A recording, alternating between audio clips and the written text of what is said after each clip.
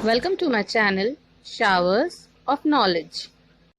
Hello everyone, welcome back to the EVS class. Today's topic is food for health. All of you know that we need food to survive, stay fit and be healthy. And it helps us in many ways, okay? Food helps us to grow. ये हमारी growth में help करता है. It gives us energy. कोई भी काम करने के लिए हमें एनर्जी की ज़रूरत होती है, वो हमें किससे मिलती है? फूड से. And it protects us from many diseases. जो हमें डिजीजेस होती हैं उनसे हमें ये प्रोटेक्ट करके रखता है. जब अगर हम हेल्दी फूड खाएंगे तो हम कम से कम बीमार पड़ेंगे. ओके क्या होता है फूड में ऐसा कि वो इतने सारे फंक्शंस परफॉर्म करता है हमारी बॉडी के लिए? फूड में बहुत सारे न्यूट्रिएंट्स होते हैं. क्या होते हैं? Nutrients.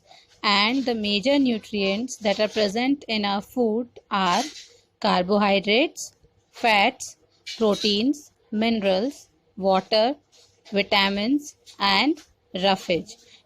ये सब वो इम्पॉर्टेंट न्यूट्रिएंट्स हैं जो हमारे फूड में प्रेजेंट होते हैं और इनका जो फंक्शन है वो हमारी बॉडी के लिए अलग अलग होता है. Let's see all these nutrients one by one, okay? First nutrient is carbohydrates. Carbohydrates, okay? Carbohydrates give heat and energy to our body.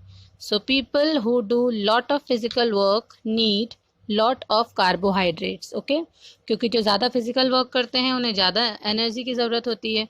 तो ज़्यादा energy किससे मिलेगी? Carbohydrates से, okay?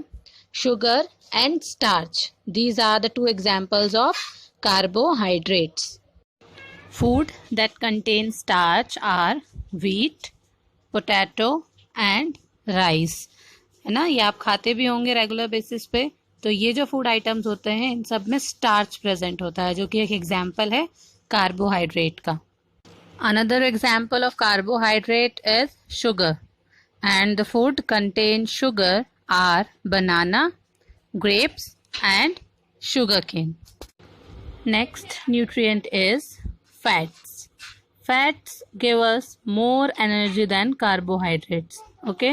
जितना कार्बोहाइड्रेट हमें एनर्जी देते हैं फैट्स हमें उससे डबल एनर्जी देते हैं. और जो एक्स्ट्रा फैट होता है वो हमारी बॉडी में स्टोर हो जाता है ताकि वो हमारी बॉडी बाद में यूज़ कर सके, है ना? That stored in our body for later use.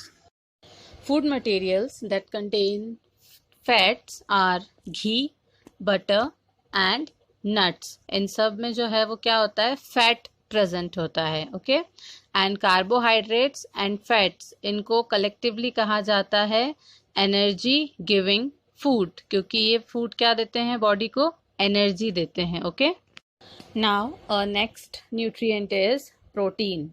Protein helps us to grow and it repairs our body after any injury or sickness.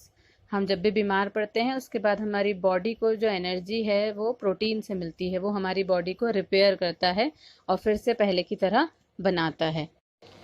Eggs, milk, meat, fish etc. are good sources of protein. Food that contain protein are called body building food. Okay. And our next nutrient is vitamins. Vitamins help in maintaining good health and are responsible for the proper growth of the body. They are required in very small quantity by our body, but they improve the body's ability to fight diseases. मतलब अगर हमें disease free रहना है, बीमार नहीं होना है तो हमें विटामिन्स खाना चाहिए. Okay fruits and vegetables are the rich sources of vitamins. Minerals are required by our body in a very small quantity, but they keep us fit and healthy. Minerals like calcium are responsible for building our teeth and bones, and minerals like iron helps blood to carry oxygen to the various parts of our body. Vegetables, fruits, milk provide minerals to our body. Next nutrient is roughage, that is also called fiber. Fiber helps in removal of waste from our body. हमारी body में जितना भी waste है उसको जो remove करने का work है वो कौन करता है? रफेज या fibre. Vegetables and fruits are the sources of roughage, especially the edible peels of vegetables and fruits. Edible means जो हम खा सकते हैं, peels छिलके जो vegetables और peels fruits के होते हैं, सॉरी, उनके छिलके जो हम खा सकते हैं वो हमें खाने चाहिए, because these are the major sources of roughage. Like cucumber, apple, tomato, इन सब के पील्स हम खा सकते हैं ना, तो ये मेजर सोर्सेज होते हैं रफेज के, तो ये हमें खाना चाहिए. सैलेड में हम लोग यूज़ करते हैं मोस्टली क्यूकम्बर ना, तो वो हमें विद पील्स ही खाना चाहिए. Now water. Water is very essential for our body. Okay, it helps in maintaining body temperature. ये हमारी बॉडी के टेम्परेचर को कंट्रोल करके रखता है, मेंटेन करके रखता है. Okay, it helps in digestion. Digestion आपको पता होगा, हम कोई भी फूड खाते हैं वो तभी हमारी बॉडी को एनर्जी देगा जब वो प्रॉपरली डाइजेस्ट हो जाएगा. तो फूड को डाइजेस्ट होने में कौन हेल्प करता है? Water. It helps in excretion. Excretion means removal of waste from a body. Body में जो भी वेस्ट हुआ है वो रिमूव करता है बॉडी से. कौन? वाटर हेल्प करता है उसमें. And it helps in absorption of nutrients. जो भी फूड हम खा रहे हैं उससे जो न्यूट्रिएंट्स हमको मिल रहे हैं वो हमारी बॉडी पूरी तरीके से एब्जॉर्ब कर ले, इस चीज़ में हेल्प करता है वाटर. तो water is very essential for our body, for our life. Okay, nutrients are over. Now our next topic is balanced diet. Balanced diet. What is a balanced diet?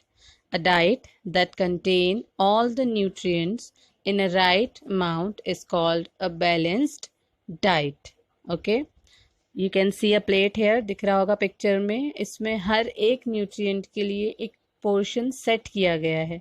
तो जब सभी न्यूट्रिएंट्स इस proportion, इस set proportion में होते हैं तो इस डाइट को बैलेंस डाइट कहा जाता है. ओके, जैसे हमारी बॉडी के लिए सबसे ज़्यादा हमें कार्बोहाइड्रेट्स चाहिए होता है ना, तो कार्बोहाइड्रेट्स का पोर्शन ज़्यादा होना चाहिए और फैट का पोर्शन सबसे कम होना चाहिए.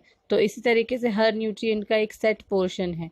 जब हम उसी सेट पोर्शन में उस न्यूट्रिएंट को कंज्यूम करते हैं, हमारी डाइट में वो सभी उसी सेट प्रपोर्शन में होते हैं, तो उस डाइट को कहा जाता है बैलेंस्ड डाइट. और next topic is perfect health. We enjoy perfect health when all body parts perform their functions without any problem. जब हमारे बॉडी पार्ट्स अपने सारे फंक्शंस बिना किसी प्रॉब्लम के कर रहे हैं, it means we are perfectly healthy. If we are free from any disease, हमें कोई डिजीज़ नहीं है. We have right body weight, हमारा बॉडी वेट बिल्कुल सही है. And we sleep for 6 to 8 hours. अगर हम ये सारे फॉलो कर रहे हैं चीज़ें, मतलब ये सारी चीज़ें अगर हमारे में हैं, इट मीन्स कि हम परफेक्टली हेल्दी हैं. Here are some measures that we have to follow to get perfect health. मतलब अगर हम चीज़ों को फॉलो करते हैं तो हम परफेक्टली हेल्दी हो सकते हैं. So first is exercise, games and yoga. हमें डेली बेसिस पे एक्सरसाइज करनी चाहिए, गेम्स खेलते रहना चाहिए और योगा करना चाहिए. Okay, next is proper sleep and relaxation. हमें प्रॉपर 6 to 8 hours की स्लीप डेली लेनी है. Okay, we have to take healthy diet. हमें हेल्दी डाइट लेनी है, बैलेंस डाइट लेनी है. And we have to take care of hygiene and cleanliness. आज के टाइम में वैसे भी आपको पता है कोरोना वायरस का इतना स्प्रेड है, हम लोगों को हमारे हाइजीन का बहुत ज़्यादा ध्यान रखना है. टाइम टाइम पे हैंड वॉश करते रहना चाहिए, आपको पता है ना. Before meal, after using washroom और आफ्टर मील, ये सब टाइम पे हमें हैंड वॉश करने चाहिए. What can you see in these food items? These food items are spoiled. Okay, these apples are rotten and this bread has fungus. Okay, so जब food में unwanted change आ जाता है, the unwanted change in the normal state of food is called food spoilage. मतलब वो food spoil हो गया है. Okay, और इस फूड को स्पॉइल होने से बचाने के लिए हमें कुछ मेथड्स हैं जिन्हें यूज़ करना पड़ता है for preserving food. Let's have a look on methods of preserving food. First method is drying. Drying में हम सनलाइट में ड्राई करते हैं फूड आइटम्स को, जिससे उनके अंदर का मॉइस्चर ख़त्म हो जाता है और वो स्पॉइल नहीं होते. वीट और राइस को ऐसे ही प्रिजर्व करते हैं. और घरों में जो हम पापड़ और बड़ियाँ यूज़ करते हैं उन्हें भी ड्राई करके ही प्रिजर्व किया जाता है. और उन्हें हम लंबे टाइम तक इसीलिए स्टोर कर सकते हैं। Next method is refrigeration. Refrigerators तो सबके घर में होते हैं, फ्रिज है ना। तो रेफ्रिजरेशन मेथड में क्या होता है, जो फूड आइटम्स होते हैं उन्हें लो टेम्परेचर पे स्टोर करके रखा जाता है, ताकि जो बैक्टीरियाज हैं उनकी ग्रोथ लो टेम्परेचर पे नहीं होती, वो ऑलमोस्ट इनएक्टिव होते हैं, इसलिए वो फूड को स्पॉइल नहीं कर पाते हैं। तो जो फ्रूट्स होते हैं, वेजिटेबल्स होती हैं, मिल्क, मीट, फिश, इन सब को कैसे हम स्टोर करते हैं, प्रिजर्व करते हैं? रेफ्रिजरेशन की हेल्प से। उन्हें रेफ्रिजरेटर्स में हम रख देते हैं। Okay, next method is pickling.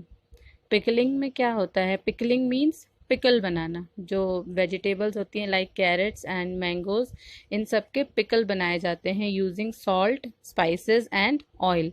इन सब की हेल्प से उन्हें प्रिजर्व करके रखा जाता है काफ़ी लंबे टाइम तक। आप सबने देखा होगा घर में मम्मा पिकल बनाती है ना, वो काफ़ी लंबे टाइम तक चलते हैं। लेकिन अगर हम मैंगोज़ को रखेंगे उतने टाइम तक तो वो स्पॉइल हो जाएंगे, ख़राब हो जाएंगे। लेकिन पिकल जो है वो काफ़ी टाइम तक ख़राब नहीं होता है। Okay, and next method is sweetening. जैसे पिकल बनाते हैं तो उसमें हम स्पाइसेस और सॉल्ट को यूज़ करते हैं।